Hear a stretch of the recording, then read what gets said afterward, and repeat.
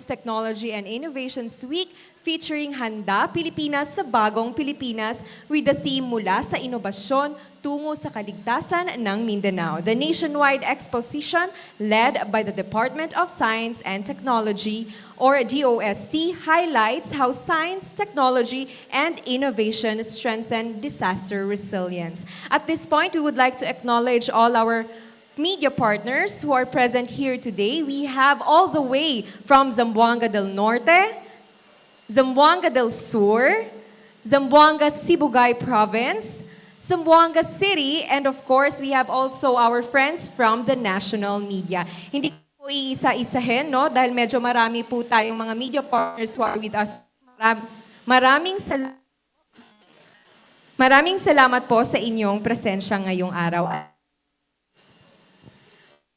To introduce our esteemed resource person panelists, we have Dr. Renato Solidum, the Secretary of DOST.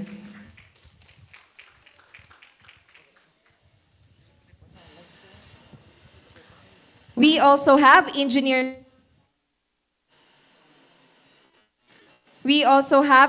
Sancho Maborang, Undersecretary for Regional Operations.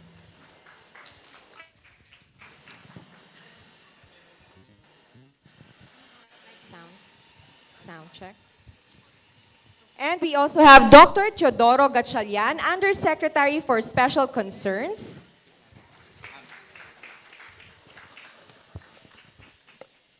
And Engineer Maria Teresa de Guzman, Assistant Secretary for Countryside Development. We have Napoleon Juanillo, or Dr. Napoleon Juanillo Jr., Assistant Secretary for Technology, Transfer, Communications, and Commercialization. We also have Attorney Ruel Halanes, the Regional Director of OCD Region 9, and RDRRMC Region 9 Chairperson. We'd also like to acknowledge Teresito Bacolcol, the Director of DOST FIVOLCS. And we also have Dr. Marcelino Villafuerte II, Deputy Administrator for Research and Development, PAG-ASA. Let's also acknowledge Ms. Jennifer Pidor, the OIC Regional Director of DOST Region 9. And together with us from the DOST Region 9, we have Dr. Ricardo Apolinario III, the Assistant Regional Director for Technical Operations Services. We also have Ms. Rosemarie Salazar, Assistant Regional Director for Finance and Administrative Support Services. Mr. Numan Aljani, the Provincial Director for Zamboanga del Norte, DOST. And we also have Engineer Gerardo Parot, Provincial Director of Zamboanga del Sur, DOST. And Mr. John Kenneth Cabral, the OIC Provincial Director for Zamboanga, Sibugay. Thank you very much. Sila po ang ating panelist and resource person for today's press conference. Let's hear first an opening message from the DOST Secretary. We have Dr. Renato Solidum Jr. Opening message po.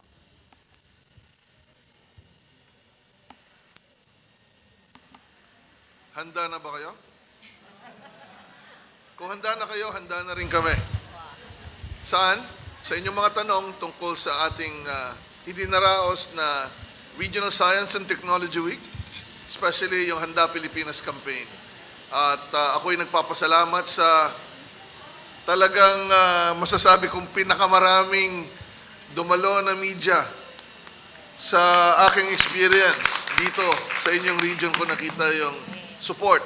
And of course, yung full support naman ng local government, chief executives, nakita ko rin dito. So maraming salamat. Ang ginagawa po natin ay hindi lang para sa atin, para sa inyo at sa lahat po ng ating mga kababayan dito sa Zamboanga Peninsula.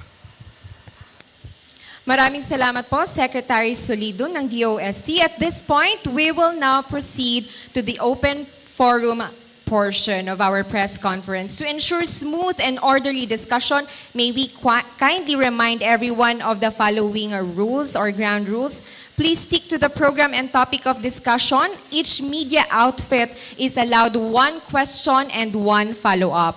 We will alternate questions from different provinces and also to include our colleagues from the national media. Our PIA staff will assist you and guide you for your turn to ask questions. Due to our limited time, we can only accommodate a number of questions as our officials will also be attending another event right after this press conference. So if we may request, if your questions are directed to Secretary Solidum, you may prioritize it to ask it first due to the other activities po that the Secretary will attend to. And the rest of the panel are also available for your other questions. With that, we will start with our press conference. If you have question, please proceed lang po sa ating mic stand here po at the right side, left side of the stage, and you may introduce yourself and your media platform. Sige po. Uunahin po natin once again, we will alternate all the questions from our different provinces. First, let's hear from Zamboanga del Sur of RMN. Again, from RMN po of Zamboanga del Sur.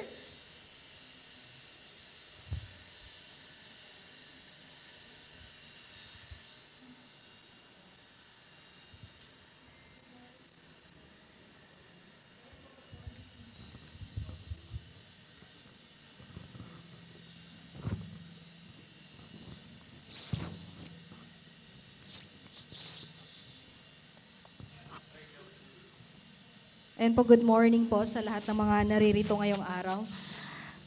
Ayan po, maliban po sa exhibit na ibinibida kaninang umaga sa iba't ibang teknolohiya na makatulong upang mapabuti at mapadali ang pamumuhay ng mga mamamayan, ano po ba ang dapat pa nating aasahan na mga aktibidad na tampok sa Regional Science and Technology and Innovation Week 2025?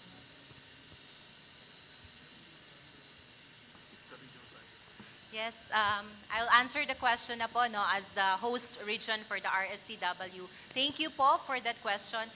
Aside from the exhibits that we are showcasing, at least 70 technologies of that, and then we are also having a series of seminars to be spearheaded by DOST Pag-asa and PBOX, to be attended also by the media partners. That is to teach us how to communicate whether disaster preparedness and climate change adaptation, no, sa ating general public. And then we'll also have forums on smart and sustainable communities program and the circular economy. And then also meron din tayong forum for our overseas Filipino workers. And then meron din tayong mga technology pitchings and reverse pitching po. So the technology pitching will be done by our technology developers, while the reverse pitching will be done by our SMEs in the industry. So magkaano po yan, no? Link yung dalawa.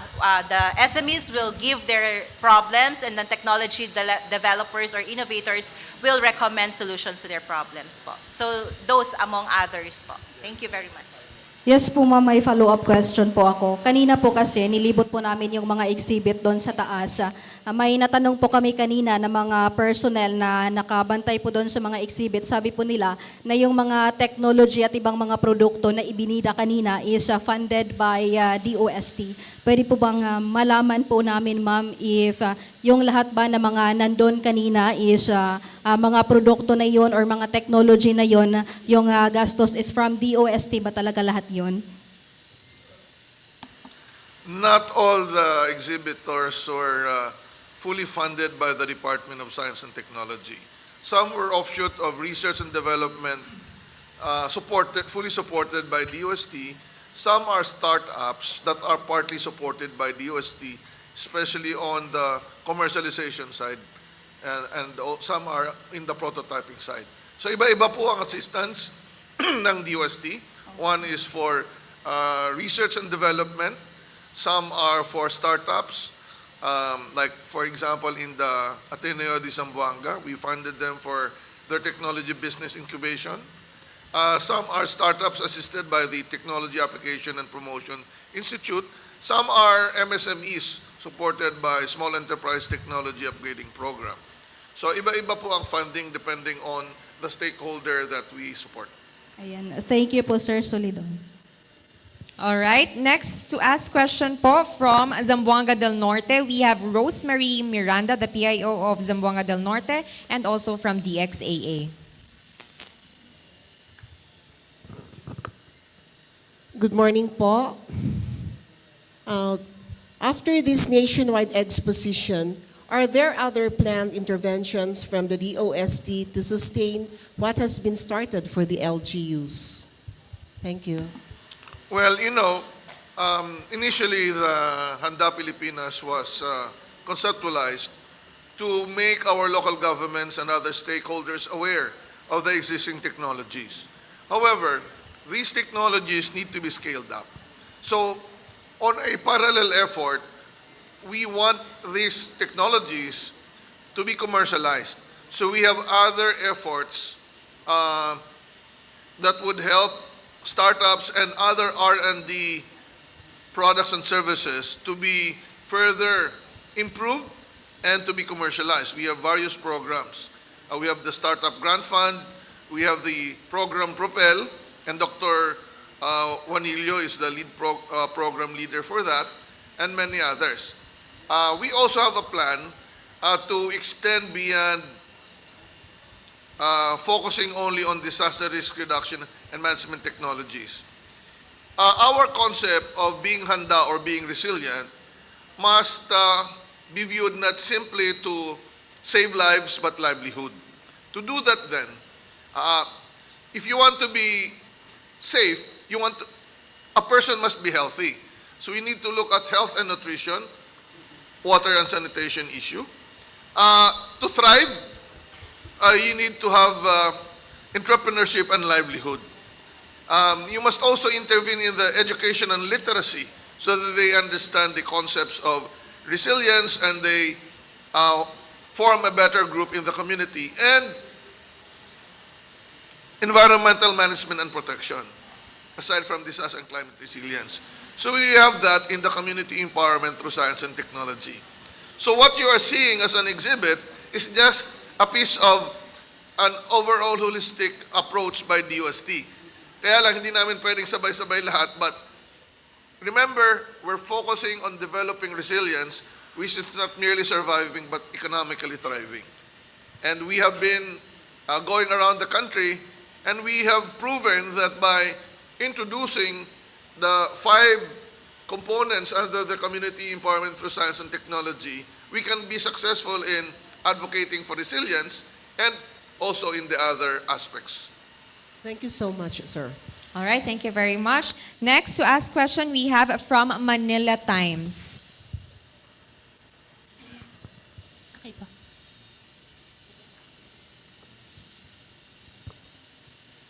So, good morning po. I'm Alan Limos from the Manila Times. So, my question is for Secretary Solino po. So, earlier po today, there was a turnover po of the guidebook for Handa Pilipinas. Now, I wanted to ask lang po, kasi it was mentioned there na it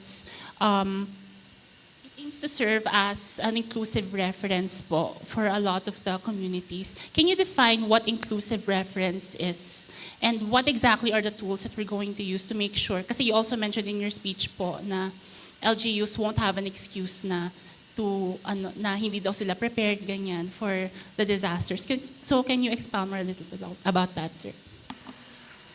When we started implementing the Handa Pilipinas campaign, this was from the perspective at the national level, where we introduced in the 3 island groups, Luzon, Visayas, Mindanao, the available technologies from different DOST agencies, academe, and even industry partners or startups. We also introduced the trainings that we conduct, which have been implemented in the past and can be further localized at the LGU level. Then, after the national, some regions began to also host. So lahat po ng Regional Science and Technology Week ngayon, back-to-back yan ng regional, tulad tulad ngayon, ito regional and national, no? So we take turns. But some cities and LGUs and provinces also wanted to further localize the data and localize the intervention which would be appropriate to the province or city level. So pagdating sa probinsya, we have one in Quirino, no? And then sa city level, sa San Fernando, La Union. So we thought that for many LGUs, if they really want to do this, we have prepared the guidebook so that they know what they need to do, which organizations they can talk to, and what are the steps for them to implement the Handa Pilipinas campaign. Handa Pilipinas is the preparedness of the whole country, but as you know, the frontliners of operation in the country would be at the local level. So we want the local level to also participate in this overall campaign.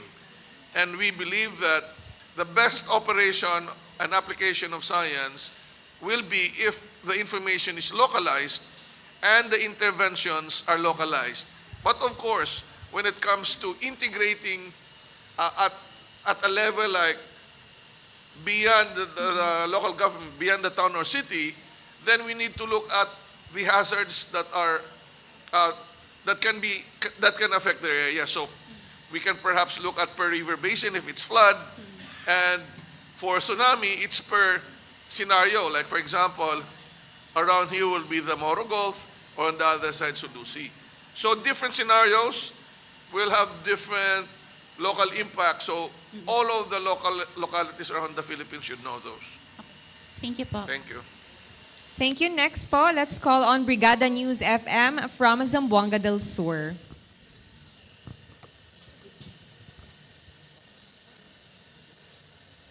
Buenas tardes a todos. Maayong udto sa tanan. Ako di ay si John Retibor sa Brigada News FM Pagadian. Ang tanong ko po, sir, ay regarding po doon sa nakita natin sa taas at saka yung sa mga yung tungkulin kagabi sa RIDAS.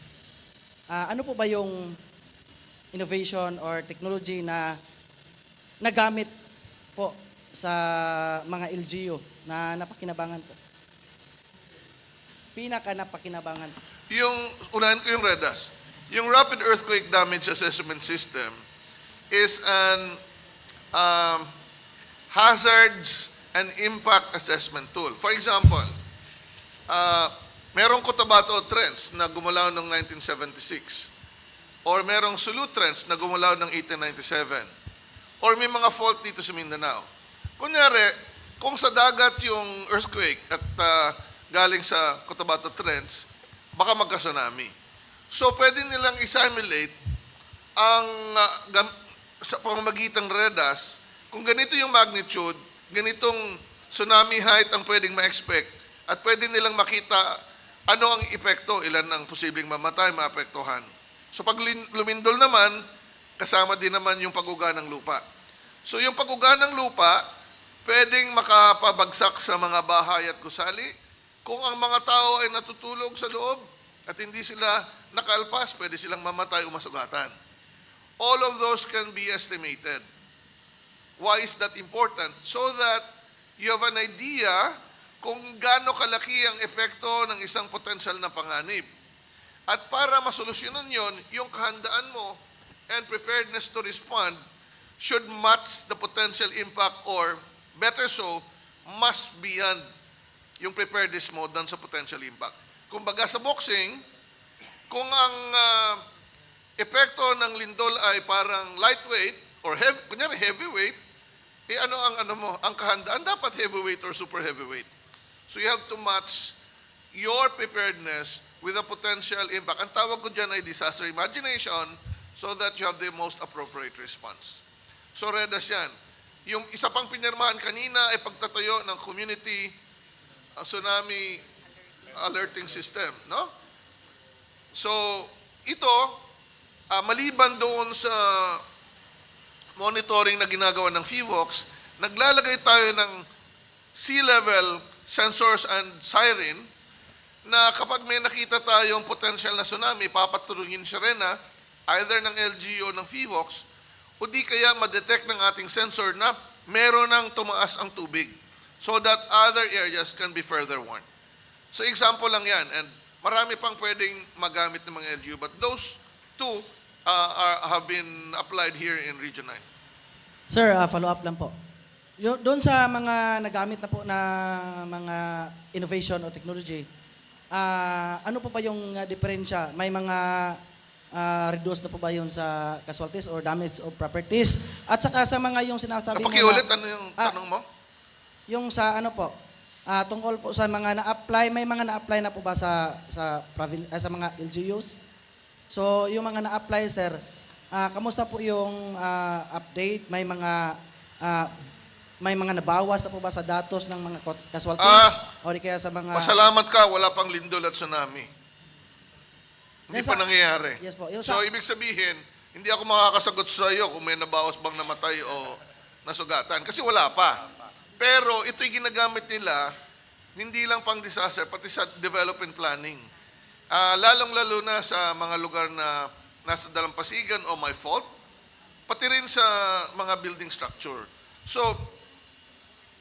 of course, malalaman lang natin kung naging epektibo yung pag-implement ng LGU, kung nangyari talaga. But, let me just say this, na kapag gumamit ka ng science-based data, mas malamang na mababawasan ng potential na impact kaysa wala. Kasi now, you have a better grasp of what can happen. At kung seryoso ang LGU, may solusyon na dapat sila bago pa dumating yung lindol at tsunami. Thank you so much, sir. Thank you. Thank you po. Next, let's call on from Zamboanga del Norte. We have Radio Rapido. Mayong Utto, Secretary, kanina po you have mentioned na some MSME supported or funded by the DOST. Sir, can you share success stories coming from the communities or enterprises supported by this program?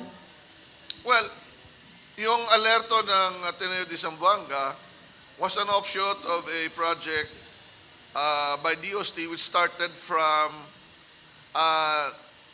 developing LiDAR mapping for the whole of Mindanao and developing flood hazard maps for the whole of Mindanao, implemented by a group of universities based in Mindanao, headed by Caraga State University, UP Mindanao, kasama yung Ateneo de Zamboanga. Naghati-hati sila. But they also knew that Pag-asa has been sharing data from the weather sensors and river sensors from the Advanced Science and Technology Institute. So nakita nila na pwede mong i-combine at magdagdag pa ng mga rain gauge and water level monitoring station at yung flood map to alert the local government. Kasi po, depende po sa terrain, no, depende kung mabundok, patag, kung malalim yung ilog o hindi, depende sa kanilang sitwasyon. Yung ulan na binibigay ng forecast, iba-iba dapat ang aksyon ng local government.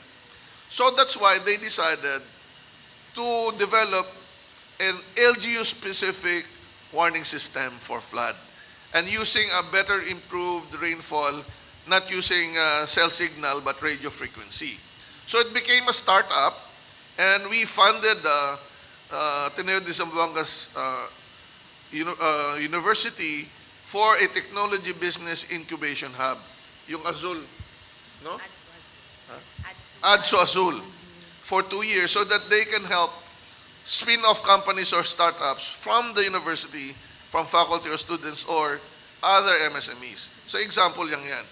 Yung isa dyan, yung Sirmo, ay a company started by a previous balik scientist of DOST that worked in Germany, decided to permanently stay in the Philippines. At traffic disaster din yan pag hindi maayos.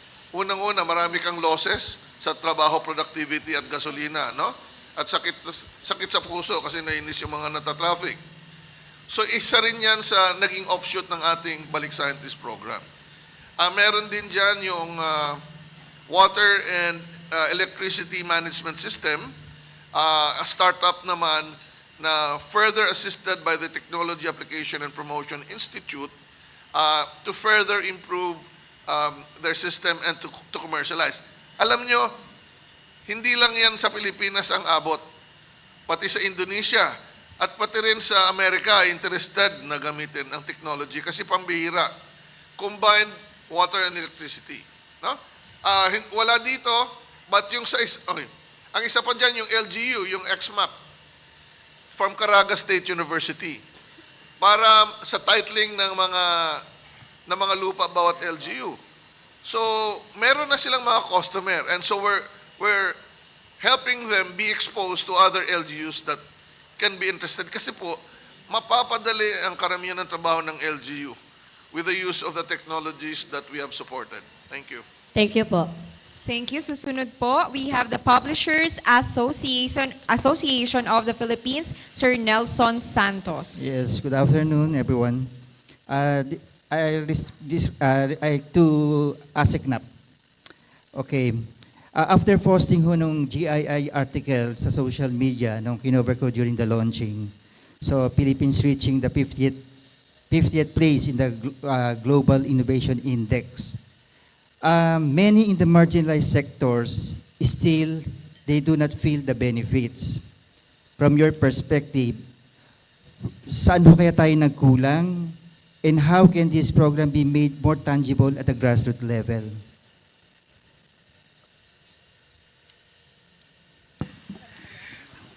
Napakagandang tanong. Ano po, siguro also for the information of our media friends, the Philippines last week posted a 50th ranking in the Global Innovation Index.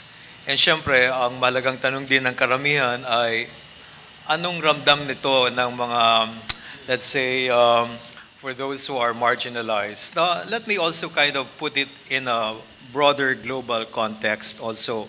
Ang Global Innovation Index ay parang report card ng isang country, how it's performing in terms of sa sinasabi natin na kasi dalawang elemento kasi yan. Number one, yung tinatawag na knowledge innovation inputs at knowledge innovation outputs. Ano yung mga inputs? Mga inputs tulad kung ilan ho ba ang scientists and engineers na na-produce ng Philippines, no?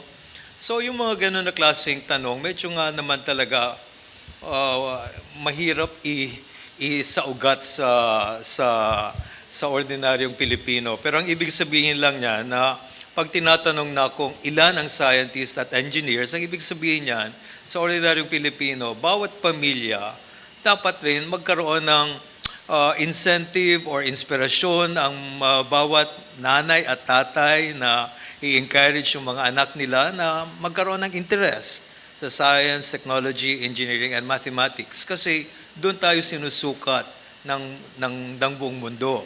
Hinahanap kung ilan ang mga estudyante nasa elementarya, senior high school na naka-enroll sa science, technology, engineering, and mathematics. So anong ibig sabihin ito, lalo na sa amin sa Department of Science and Technology? Kasi sabihin natin na tayo ang nakakaalam. Unang-una, siguro influence ang Department of Education, ang ating mga nanay, tatay, kaya kami nakikipag-usap sa ating mga media partners na wag nating hayaan na kung ano lang ang gusto ng ating mga anak, yun na yun, Sabi nga sa China nga, talagang walang choice ang mga bata kundi talagang science, technology, engineering, and mathematics. Kasi at the end of the day, wala naman talagang alam yung anak Hindi niya naman alam kung ano talaga ang disiplinang dapat niyang tahakin. Kaya siguro na I think it's about time for us to have a very aggressive campaign, and we will do that.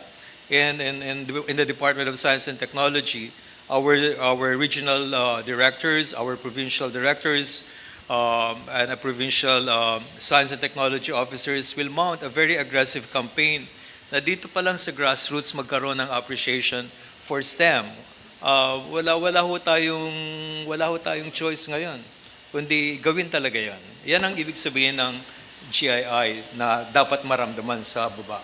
Okay. Thank you. We have to be factual about the Global Innovation Index. It's science and industry. It's never really down to the grassroots. But if we improve our industry, medium and large, then we can probably set up the value chain where these industries can now tap those at the micro and small level. But definitely, MSMEs who have partnered with DOST, palagay ko naman, ramdam ang science and technology. Ang hindi makakaramdam ay yung mga MSME na hindi gumagamit ng science and technology. So what are we supposed to do? I've discussed this with ASECNAP. Yung grassroots innovation for inclusive development, hindi pa yan nabibilang sa Geneva because there is no such category and there is no database of these efforts at all countries. But we want this to be recognized. Even our funding for the Small Enterprise Technology Upgrading Program. So tumitingin kami ngayon, paano namin ililink yung Global Innovation Index doon sa ibang programa ng DOST na ang focus talaga ay nasa baba. But definitely, if the MSME would not apply science, technology, and innovation, di talaga nila maramdaman. So we have to work harder through the regions. Alright. Susunod po na katanungan magmumula po from Business Mirror.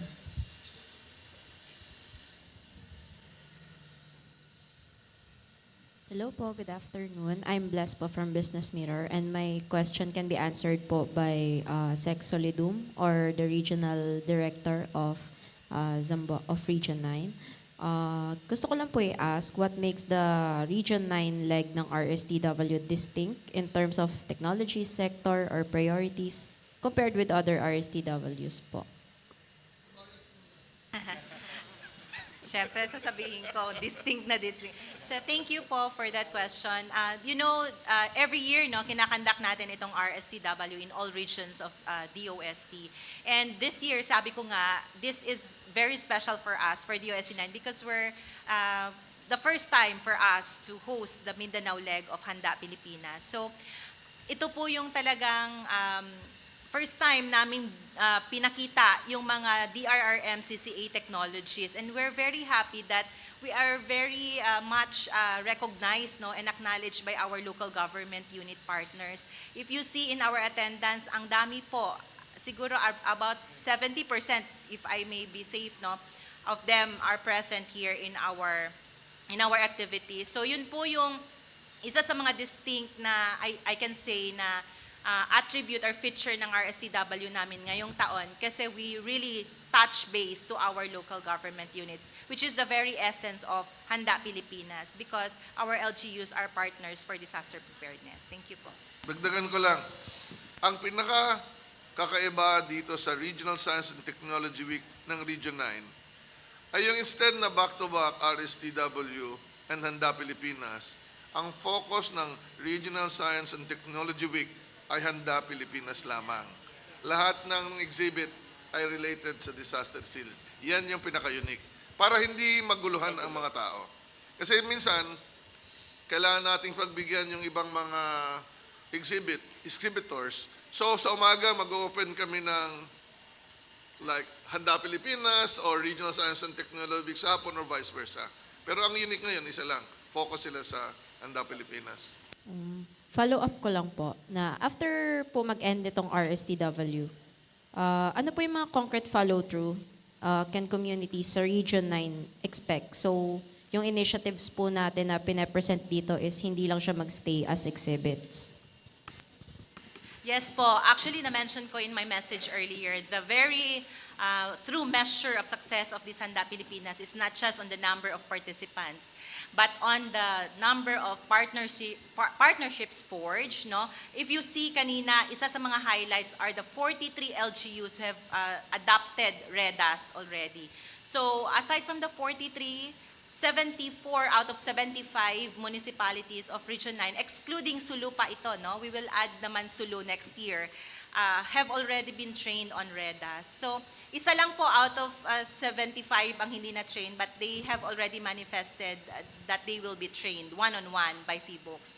So, yun po. Aside from that, we have CITAS with everything po. So, the true measure yung parang sustainability namin is that we will not stop with the 43 LGUs who have signed the agreements, but we will go on with our initiatives and penetrate all 75 plus 19 municipalities of the province of Sulu kasi integrated na po siya sa Region 9. Thank you po. Siguro if I may also add, what is happening right now is we have a lot of experts, technology generators from the industry, SUCN, and other institutions. Just a an idea na yesterday night, we had a long discussion with Zamboanga City Mayor Olaso. And right now, this afternoon, 1:30 p.m., merong grupo na pupunta sa office niya to pitch on a intelligent and smart traffic management system. And so, ito yung intention talaga kung bakit kami bumababa. Yung channeling and being able to become responsive to our customers. And there are so many things like this happening all around the country. Ano? In fact, after this one, we expect that we can partner and engage intensely with them. There's a problem on garbage, so we will be doing consultation with our experts on circular economy problem and looking into livelihood opportunities for bamboo, seaweed, sardines, and others. Ano. So ito yung kagandahan pag bumababa kami rito sa province, sa city, or sa region because intimate yung engagement. And what we would like really is not only to end the discussion and to end the engagement during the celebration of Handa or RSW, but it can propel into a long-term engagement to solve real problems on the ground as experienced and as determined by your local leaders. Hindi ho sa amin nanggagaling yung problema. Sinasabi ho nila yung problema, ang binabanggit ho namin, paano ito masosolve using science, technology, and innovation. Salamat po. Thank you po. Up next, we have from PTV Cebu. Hello, sir. Sec, everyone, good afternoon. Jesse from PTV. First is, can you talk a bit po dun sa inauguration kaninang umaga regarding dun sa AMSEN, dun po sa paaralang pinuntahan natin kanina? Okay. Sige, anong tanong? You want me to explain what it is all about? Yes, in Okay. a nutshell lang po, Sec. And also, Okay. kanina you also mentioned parang may gusto ni President na parang ipakonte yung importation. Maybe we can Yeah, also tackle okay. about that. So, the Advanced Manufacturing Center is one of the centers that DOST through the Metals Industry Research and Development Center, MIRDC, nandyan si Director Engineer Bob Dizon, has set up to really help the industry. Aside from the AMSEN, AMSEN is the shortened name for Advanced Manufacturing. In short, 3D printing facility.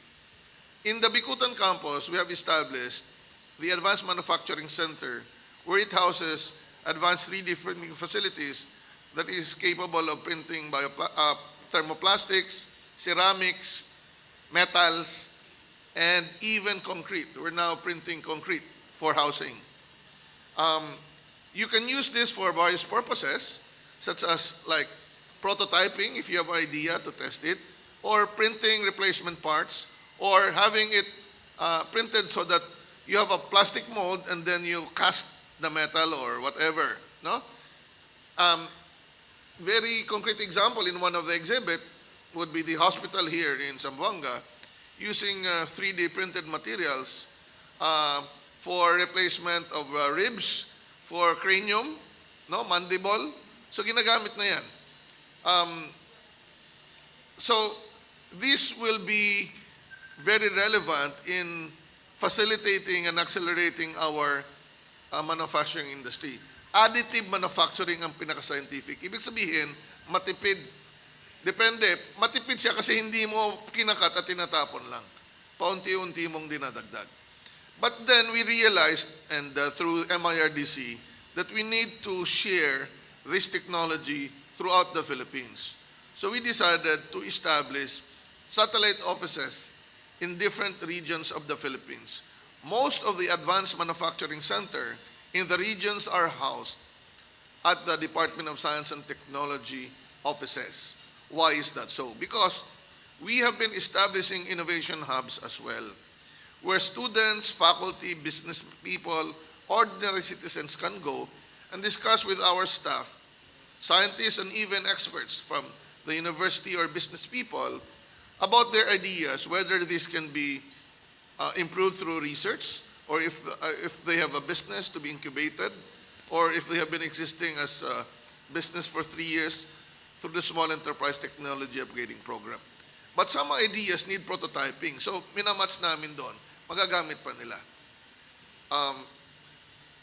But essentially, what we did here is to put it up in the Western Mindanao State University because they have a special niche here in Zamboanga, that is the fishing industry.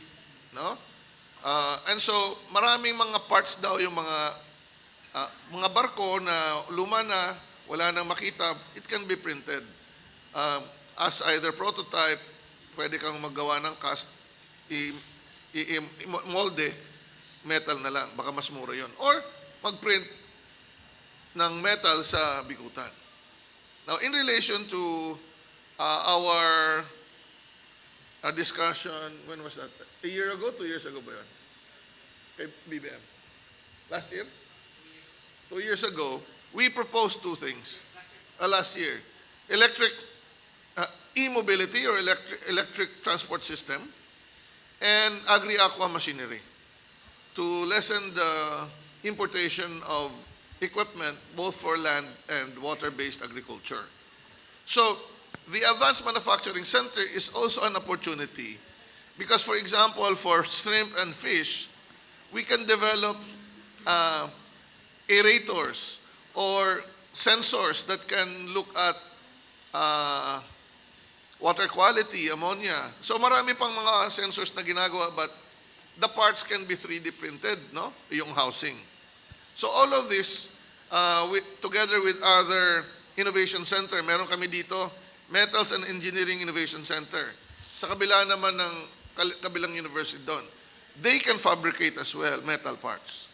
We provided them a machine close to 15 to 20 million pesos worth. So that we allow local fabricators, the academe, and the industry to work together.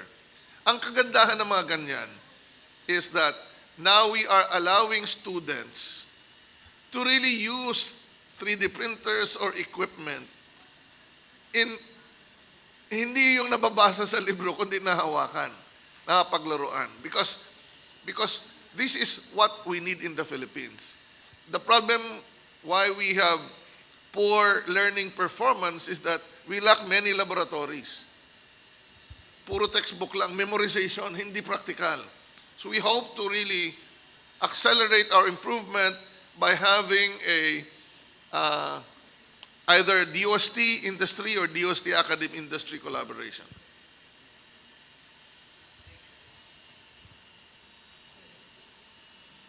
All right. May follow-up ka? Ayan. Palitan.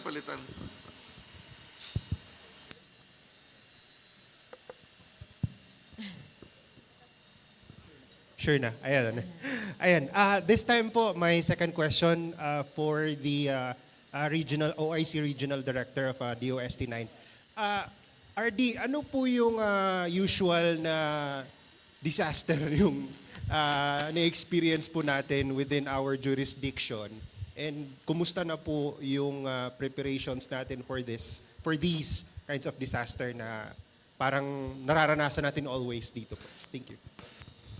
Yes, for Region 9 kasi we are faced by severe drought, no, paminsan, and malakas na ulan, no? And of course, with the malakas na ulan comes very heavy flooding. Ayun, so yun yung mga usual na disasters, no, na experience po, especially here in Zamboanga Peninsula. So with that naman, we are, with the REDAS, no, yung REDAS na software, some of our local government units have already initiated preparation activities related to, in terms of mitigating the risk, no, and even the hazards na brought about by these disasters. Kasi nga, 43 of them are already using REDAS, and one of which is the local government unit of Zamboanga City. Thank you po. Susunod po, let's call on from GBPI TV 11. Magandang hapon po sa lahat. I'm Tess Espartero from GBPI TV 11. Kahit sino lang po pwedeng sumagot, it's either po ang ating secretary or yung ating OIC, no, regional director.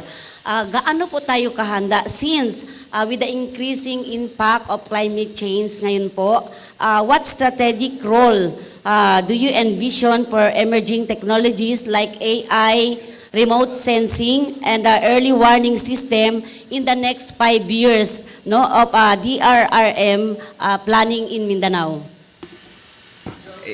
Request the Regional Director of OCD, as this is part of our collective effort. But being the chair, cargo niya ang Region 9, siya pasagutin ko. Yes, Sec.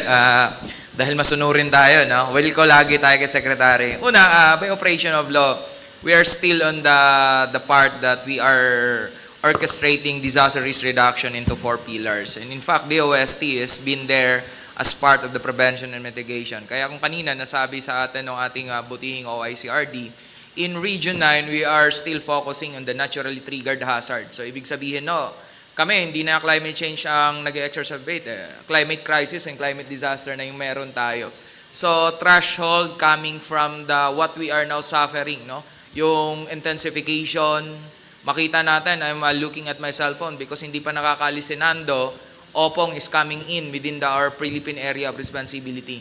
Now, zeroing in dito sa atin sa Region 9, Zamboanga Peninsula, gaano ba tayo kahanda? Una, we do some scientific modeling. No? Yan naman yung lagi. Kaya we departed from the usual protocol na nagbibilangan lang tayo ng ating mga response resources. But we are now moving towards the so-called likely scenario approach. No? Sa parlance or sa word ni Secretary, this is disaster imagination. Wherein we are looking at our capacity.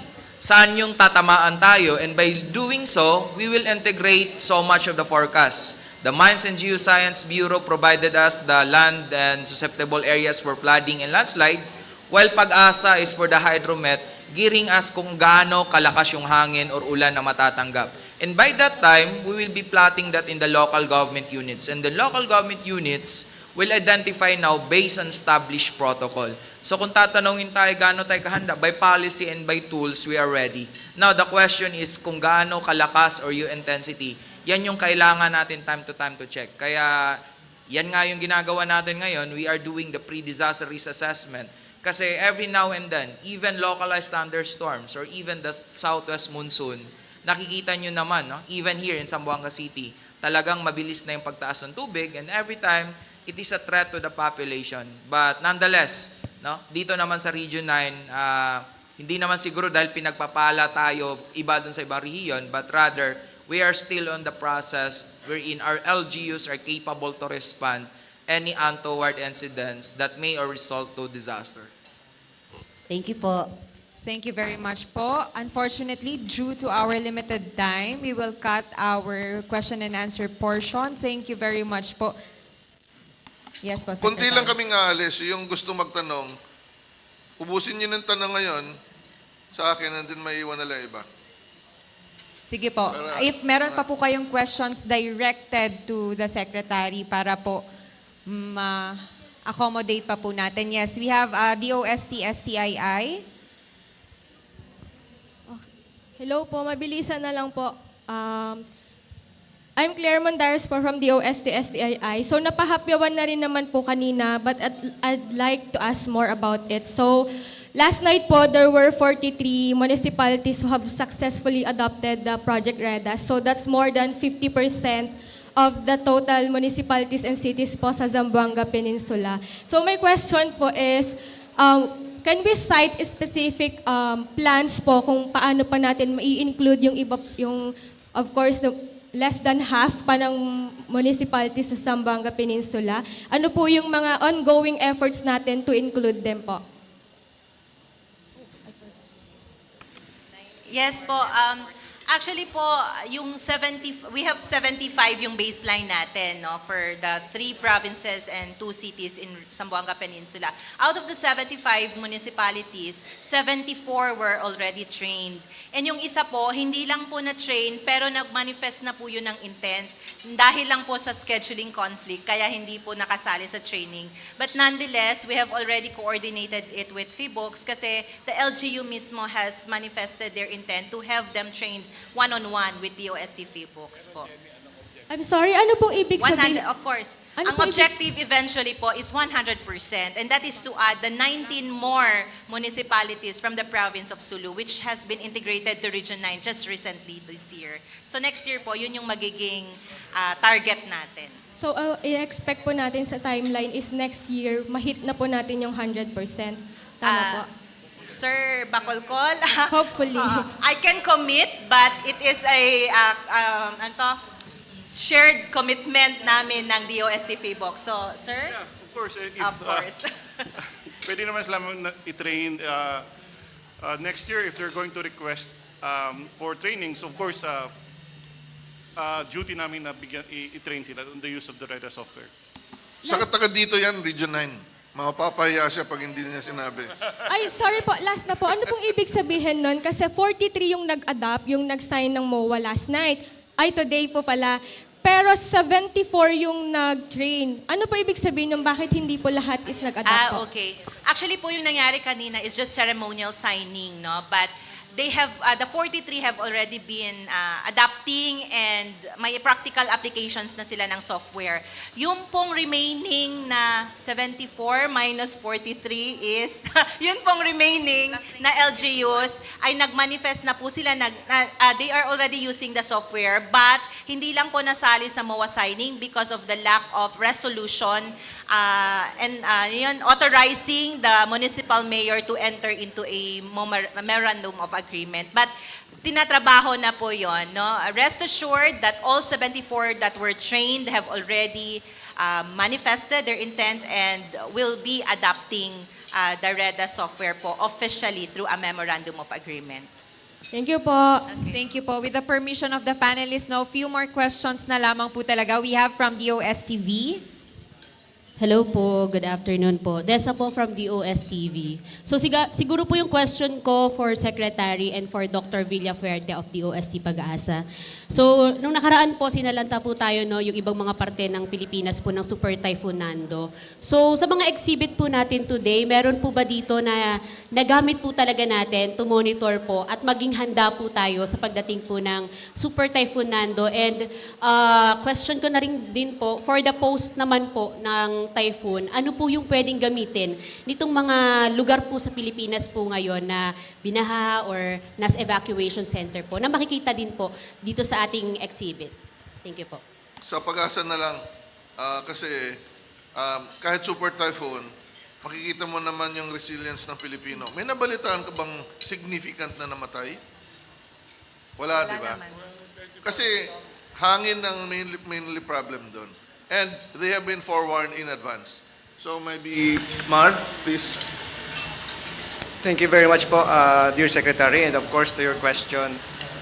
Definitely po, marami pong mga instrumento at ganun din. Yung mga online na ready na pwedeng gamitin po ng ating mga kababayan, pertaining sa pag-i-issue natin ng warnings, yung pagmamonitor natin, and many things. So, una po, yung panahon.gov.ph that have already been presented earlier by our dear Secretary.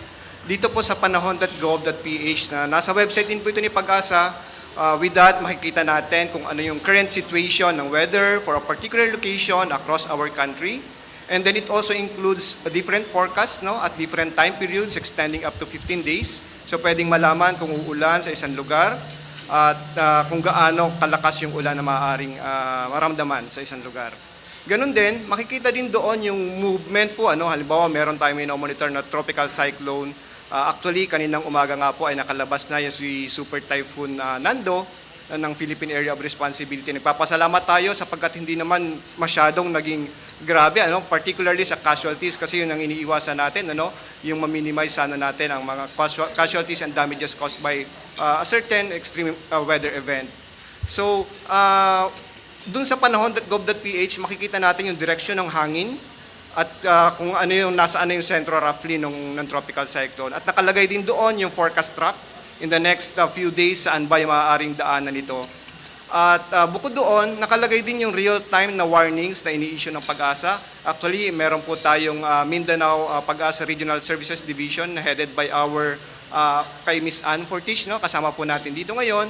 Kasama po katuwang ng ating mga DRR councils ang amin pong mga personnel dito po sa Mindanao. So kapag ka may feed run na nakaschedule, kapag ka may approaching na tropical cyclone, immediately magkakaroon ng feed run and kasama po ang mga kasamahan namin sa DOST Pag-asa na magbibigay ng weather situation at kung ano man yung maaari nating asahang makaapekto sa particular na lugar. Actually dito po sa Zamboanga City, meron din tayong istasyon dito headed by our Chief Meteorological Officer, si Mr. Rodel Inclan. He's also joining us here today. And ang information po na nanggagaling sa ating istasyon ay readily available po ito. Makikita rin po sa website and even yung participation natin for media briefings, binibigay po natin even for radio and so on. Ganon din sa ating mga social media platforms. So marami pong access na pwede pong magamit ng ating public upang nasa ganon ay malaman ano ba yung makaka-apektong weather conditions sa kanilang lugar at kung paano po yung preparation na maaari po natin magawa upang nang sa ganon ay hindi masyadong or mitigate natin yung impacts ng sinasabing weather condition. Ayun po. Maraming salamat po. Thank you, sir. Thank you po. From Zamboanga today po, we have Ma'am Letty. Yes, good morning. I'm Letty Militante of Zamboanga Today and Daily Zamboanga Times. Our Handa Pilipinas para sa Bagong Pilipinas is a nationwide exposition 2025. Secretary, how is DOST working with PhilBox and Pag-asa for better national disaster preparedness? And what are the evacuation tools we are using? Okay. Sa evacuation, OCD may trabaho niyan. But we provide warning through Pag-asa and PhilBox. Now, since they are DOST-attached agencies, full support siyempre ang DOST dyan. Kung hindi nyo alam, ang daming tulong ang binibigay namin sa dalawang ahensyang to. Lalong-lalo na ako ang... Dabiro lang. Marami kaming tinutulong. For example, we have funded DOST and the Advanced Science and Technology Institute, also of DOST, to use artificial intelligence in integrating data, the voluminous data that Pag-asa has, to improve their forecast from 5-day forecast to 14 days, from computation time or compute time of 3 hours to 15 minutes, and to more localized, larger scale from 3 to 2 square kilometer. So, isa yan sa mga tinutulong natin. PhilBox as well has been funded to map out earthquake hazards using artificial intelligence. But very evident that like what we want for all national agencies of DOST to work together with regional offices in the implementation of their specific projects at the local level. So for example, yung pagpapatrain ng PhilBox sa REDAS dito sa LGU, we have to recognize the role of the regional offices, and even Pag-asa. So that's one.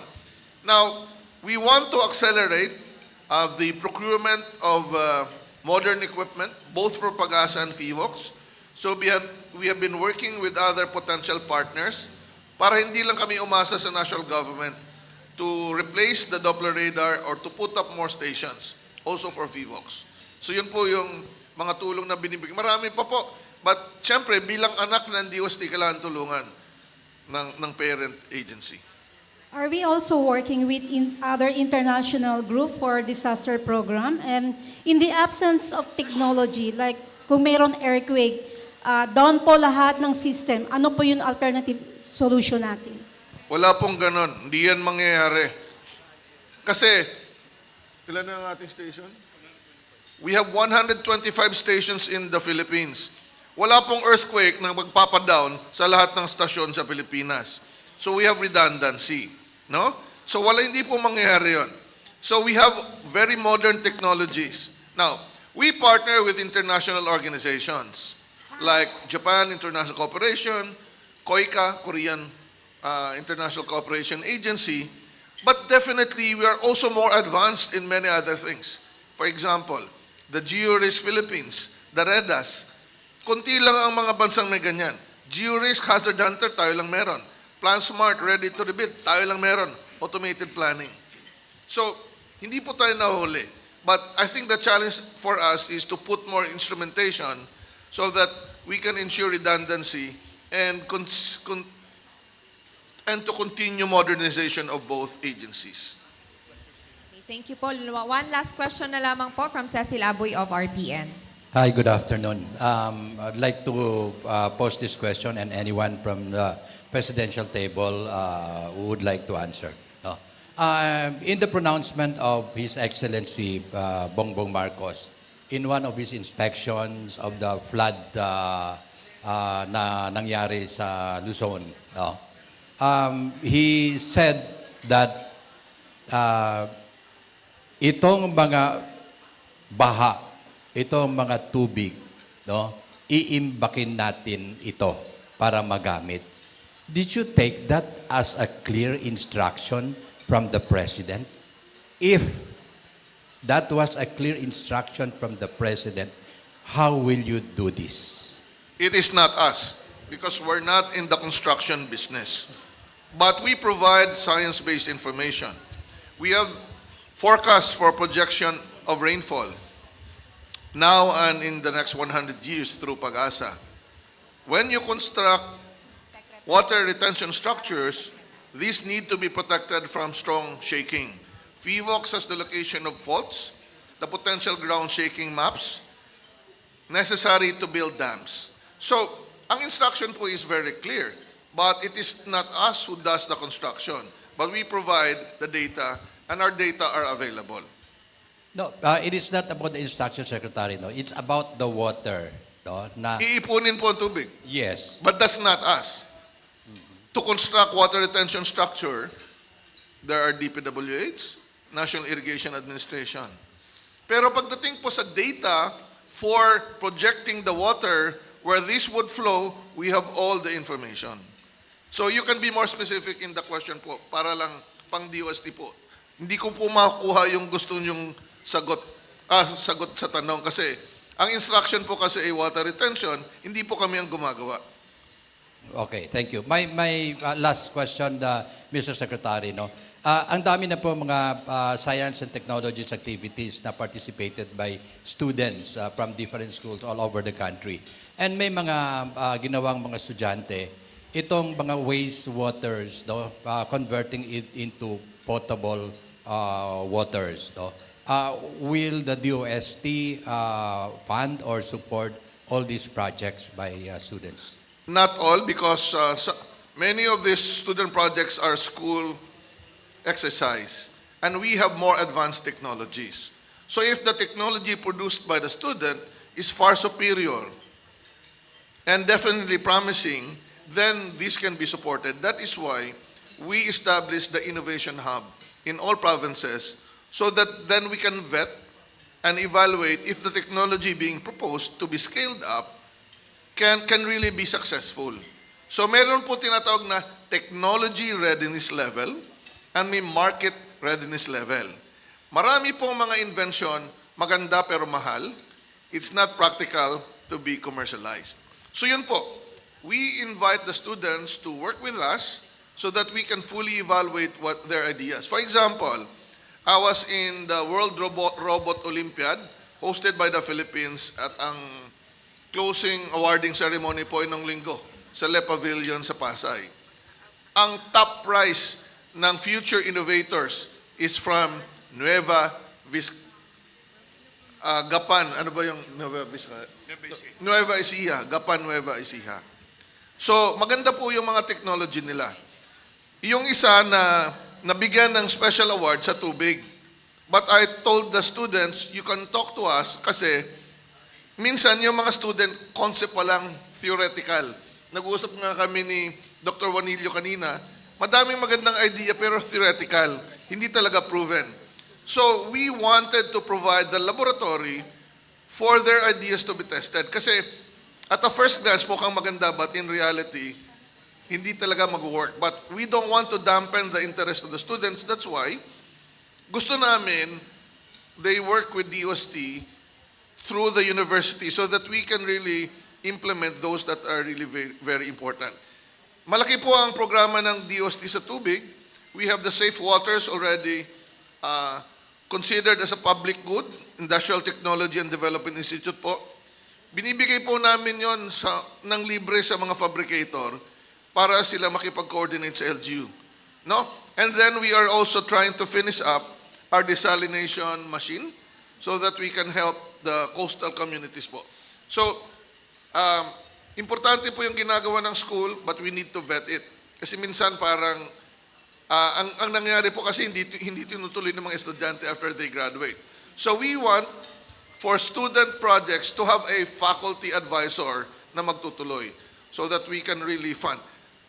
Technology business incubation hubs would be around 95 all over the Philippines. And we want each university to establish their own so that we can further help the students na may promising technology po. Thank you, Secretary. Thank you. Thank you po. One more po from GMA Regional TV. We have with us Sir JV. Kay Secretary, Sir, concern po ito dito sa amin. Alam nyo, dito sa Zamboanga, may radar station ang pag-asa dito sa facility ng Western Mindanao Command, Westmincom. Kaya lang, ilang taon na siya hindi operational. Ano kayong maging intervention natin? Kasi syempre importante talaga yun, Sir. Papalitan dapat ng pag-asa. Kaya nga, tinutulungan namin sila para makahanap ng pondo para magdagdag pa. Pero hindi ko lang alam kung dyan pa rin. Mark, dyan pa rin ba natin nilalagay? Hindi siya, Sir, operational. As in, for how many years? Yeah, I know. I know. Can you respond? Thank you very much po for the question. Tama po kayo na kailangan talaga ng resources, ng additional resources. Actually, ang pag-asa po ay nagre-request naman almost annually. Pero of course, meron lang limitation din. May ceiling lang din ang pwedeng i-request na pondo at ma-allocate na pondo para sa isang ahensya ng gobyerno. And we are doing our best, no? In the absence po ng radar station, meron naman po tayong alternate solutions. For example, meron po tayong satellite data that we are also utilizing. And bukod doon, meron din mga X-band radar that are recently been established. And meron naman pong overlapping areas iyon. So, wag po nating isipin na in the absence of that ay wala nang ginagawa ang isang ahensya. In our case po, we are doing our best. We are utilizing different remote sensing technologies as well as surface observations upang nang sa ganon, magampanan po natin yung atin pong responsibilidad bilang mga nagmo-monitor po ng weather conditions at nagbibigay din po ng forecast. In addition po doon, ginagamit din po natin yung numerical weather prediction models upang nang sa ganon, ma-estimate natin roughly saan ba yung magiging direksyon. Halimbawa, kung merong mga kaulapan, saan ang magiging direksyon nito at saan uulan. Ganun din yung magiging direksyon ng bagyo kapag merong existing na tropical cyclone. And for your information po, currently, we are already monitoring yung tropical depression. Nasa labas pa siya ng Philippine Area of Responsibility. Eventually, kapag pumasok ito this afternoon or later this evening, ay tatawagin natin itong TD Opong. So, yun po yung ating pang-15 na tropical cyclones in the Philippine Area of Responsibility. So, for your information, even though in the absence of that, hindi siya nag-work ngayon, although we are doing our best para maibalik yung serbisyo na yon, pero may mga alternate solutions naman po, alternate data sets na pwede po natin gamitin for monitoring as well as for prediction. Thank you, sir.